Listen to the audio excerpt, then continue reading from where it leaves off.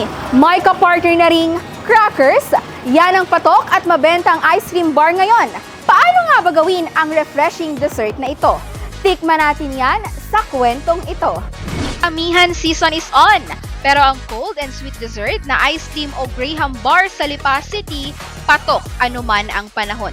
Mabenta ito sa tindahan ng 25 anyos na si Catherine sa Barangay Saba. Tayo bilang Pilipino, kapag mainit, nagkakape. Pag malamig, naghahalo-halo. So parang gano'n na hindi naman siya sa temperature. Kumbaga, dun sa comfort ng food yung hinahanap nila. Hindi na lang ito pwedeng kainin sa apa o baso. May enjoy na rin with crackers.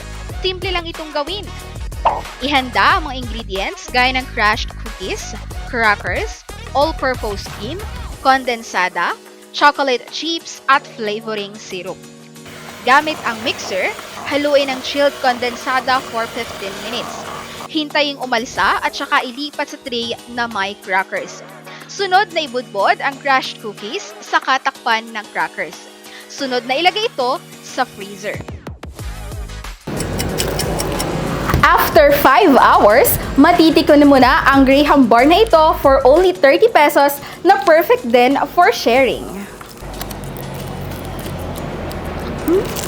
Nakikita ko lang siya laging trending sa TikTok, sa Facebook. And then, sabi ko sa mama ko, what if i-try? Kasi nagbe-bake din naman ako, so may mga kasangkapan ako.